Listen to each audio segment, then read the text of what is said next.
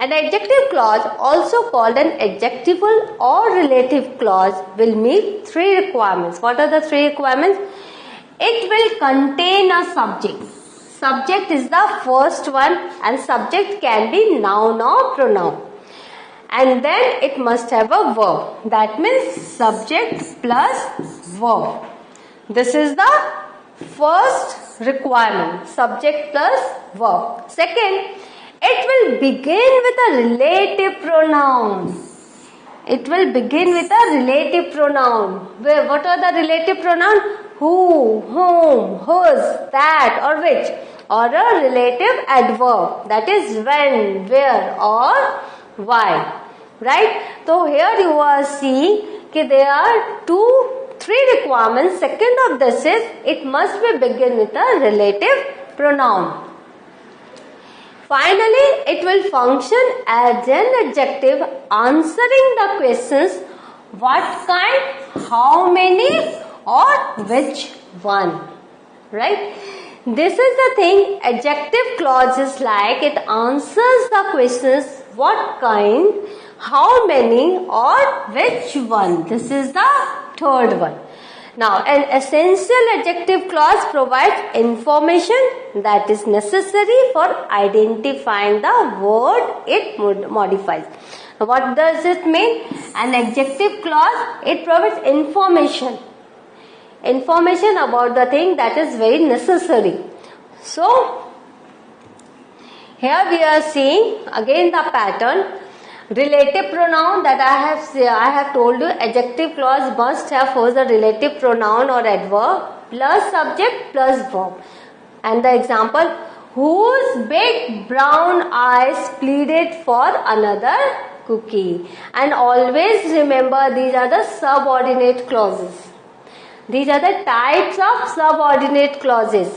As these are the types of subordinate clauses, these are all subordinate clause.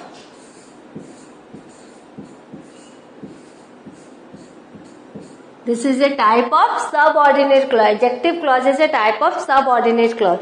So you won't get a complete meaning. You will get incomplete thought. Once it will be joined to another clause, then only a complete sense will come. So the thing is that here you are seeing how you will identify whether this is an adjective clause or not. First is saying subject plus verb must have, then it will start with relative clause. That means relative pronoun or adverb. I have explained it in the previous class. What are the relative clauses? So you are seeing whose big brown eyes pleaded for another cookie. See, whose is a relative pronoun, eyes is a subject, pleaded is a verb. Understood? But it's not giving you a complete sense, complete meaning. Always remember, adjective clause is a subordinate clause, it's a dependent clause. You need one complete clause to have a complete meaning. But as this is a clause, it has a subject and verb. Here you are seeing subject is eyes and verb is pleaded. So you are seeing subject and verb is here. That means it is a part of a larger sentence. As I have told you earlier, clauses are the part of a larger sentence. Now, second rule, relative pronoun as subject plus verb that bounced across the kitchen floor. What bounced across the kitchen floor? That is a relative pronoun functioning as subject and bounced is the verb. What bounced? The ball bounced. So that bounced across the kitchen floor. Right? So here you are seeing that is a relative pronoun and bounced is a verb. And that is what we are using that as a subject. As a subject. So here it's a clause. Now, adjective clauses do not change the basic meaning of the sentence. In some cases, when they provide more information into a sentence, they need to be set off with comma. When we give extra information about the subject, with adjective clause, when we put some more information, we put commas, right? Otherwise, they don't change the meaning of the sentence. Pizza, which most people love.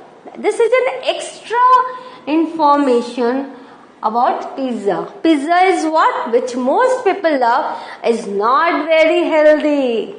The thing is that pizza is not very healthy. This is the clause. But with the adjective clause, we haven't changed the meaning. We have given an extra information which most people love. Right? The people whose names are on the list will go to the camp. Here you are seeing we have put comma. Why have you put comma? Because it has provided more information, right? But here I haven't put comma. Why I haven't put comma? Because here it is related with the sentence. That is, the people whose names are on the list. This is an adjective clause. Will go to the camp. We can see the people listed. The listed people, the people whose names are on the list, will go to the camp. So the thing is that here we haven't given any extra information. Here this clause is used as an adjective, so we need not to put commas. Understood? So when we will go through the sentences in which you will find commas, so you will understand, yeah, this is an adjective clause as it is given extra information, so comma is needed. But when it is in continuation of the sentence, so comma is not required. An adjective clause with a subject pronoun such as which, that or who can also be shortened into a phrase. So you can shorten an adjective clause in two ways. Now, clauses can be shortened as a phrase. And what is the phrase? It is just a group of words. It doesn't have its own meaning. So as you know, an adjective clause is a subordinate clause. So you can use it as a phrase also by putting only a subject pronoun. See, now if you are saying subject pronoun and verb, we can make it a phrase because phrase doesn't have any subject. Adjective clause, the books which are lost are not really necessary. This is the word. This is how a clause can be turned into a phrase, adjective phrase. See, the book which are lost are not necessary, are not really necessary. So how we can make its adjective phrase? What is the rule? We will have to omit the subject and the verb. The books lost are not really necessary. The books lost are not really necessary. So this has become an adjective phrase. Now omit the subject pronoun and change the verb to form ending in ing. This is again a rule. Omit the subject pronoun. Here that we have omitted the that which are lost. This we have omitted. So the books lost are not really necessary. We have written. And here it is the subject pronoun. We will have to omit it and change the verb to a form ending in ing. For example, the girl who is running is my best friend. See, the girl who is running, this is an adjective clause, and how will you make it adjective phrase? The girl running is my best friend.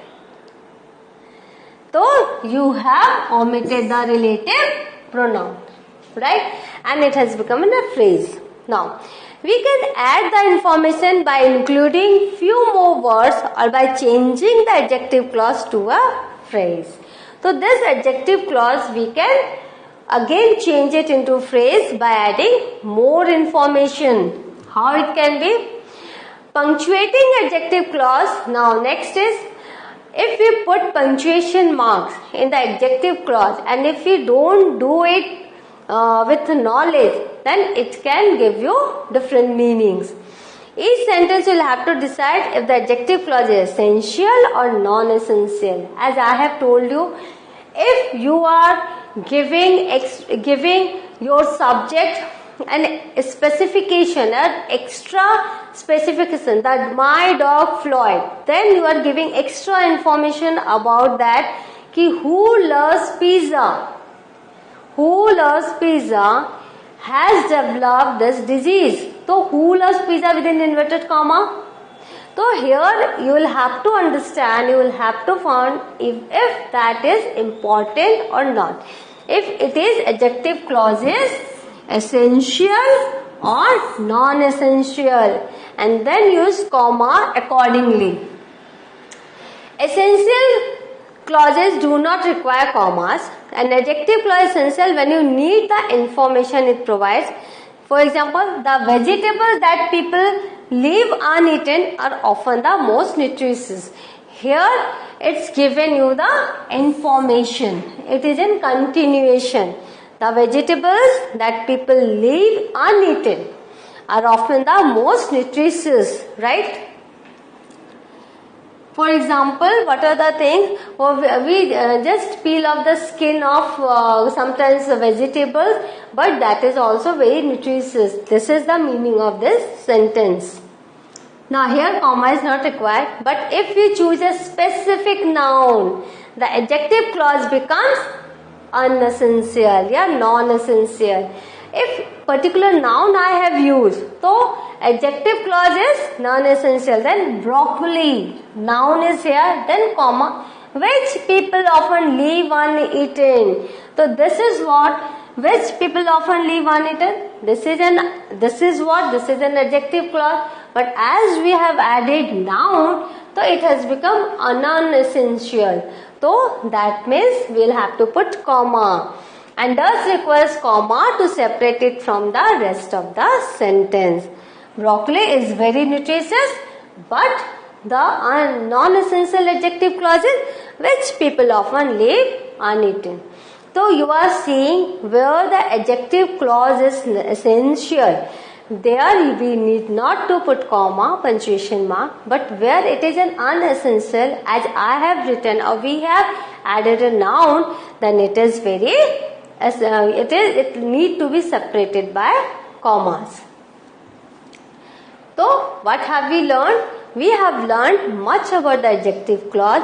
We have learned how it is working with a relative clause as a relative clause, and what are its patterns, how to write a proper adjective clause, and where to put commas, where not to put commas, and how to include it in your writing, make it a part of a sentence. If you go through the slide again and again, you will get the knowledge of this, and easily you can understand how important an adjective clause is, and you can start utilizing this in your writing. Many times we write sentences with the adjective clause, but as we are not knowledgeable about it, we cannot name it. But now you have a full information of an adjective clause. With the examples, I have tried to explain it in an easier way. So go to your lessons, wherever you find any story or any composition, you must find this adjective clause, because adjective clause work as an adjective, and it's very important, and it is written by writers everywhere. It is used by writers everywhere. So have a good revision. In the next class we will meet again. Till then, bye. Thank you.